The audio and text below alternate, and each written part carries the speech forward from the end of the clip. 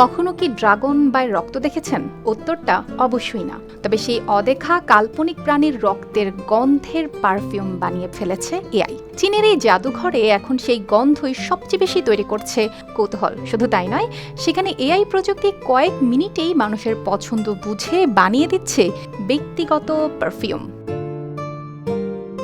চীনের গুয়াংজুর বাইয়ুন জেলায় দাঁড়িয়ে আছে বিশ্বের সবচেয়ে বড় সুগন্ধি জাদুঘর, নাম শুয়েলেই ফ্রেগ্রেন্স মিউজিয়াম। বাইরে থেকে দেখলে মনে হয় বিশাল কোনো পারফিউম তৈরির যন্ত্র। লাল ইটের তৈরি অদ্ভুত নকশার এই ভবন ইতোমধ্যেই গিনেস ওয়ার্ল্ড রেকর্ডসে জায়গা করে নিয়েছে বিশ্বের সবচেয়ে বড় সুগন্ধি জাদুঘর হিসেবে। 5 তলার এই জাদুঘরের ভেতরে ঢুকলেই বদলে যায় অনুভূতি। চারপাশে ভেসে আসে নানা ধরনের গন্ধ, কোথাও ফুলের মিষ্টি সুবাস, কোথাও কাঠের ধোঁয়াটে গন্ধ।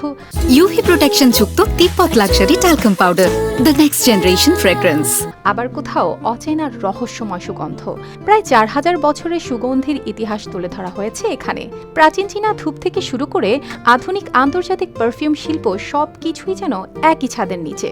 জাদুঘরের সবচেয়ে আকর্ষণীয় দিকগুলোর একটি হলো এর ইন্টারেক্টিভ অভিজ্ঞতা। দেয়ালে লাগানো বিশেষ সেন্ট প্যানেলে মুখ কাছে নিলেই ভেসে আসে কাঁচামালের গন্ধ।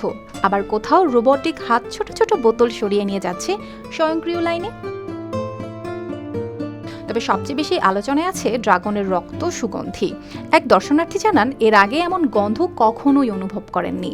তার মতে এত বিরল ও বিশুদ্ধ সুগন্ধ খুব কম জায়গাতেই পাওয়া যায়। এখানে প্রযুক্তিও যোগ করেছে নতুন চমক। দর্শনার্থীরা একটি ডিজিটাল কার্ডে বিভিন্ন গন্ধের প্রতি নিজেদের অনুভূতি জানান। এরপর এআই সেই তথ্য বিশ্লেষণ করে তৈরি করে ব্যক্তিগত সেন্ট জার্নি রিপোর্ট। আর মাত্র 3 মিনিটের মধ্যেই তৈরি হয়ে যায় একেবারে ব্যক্তিগত পারফিউম। অর্পিতা জাহান, RTV।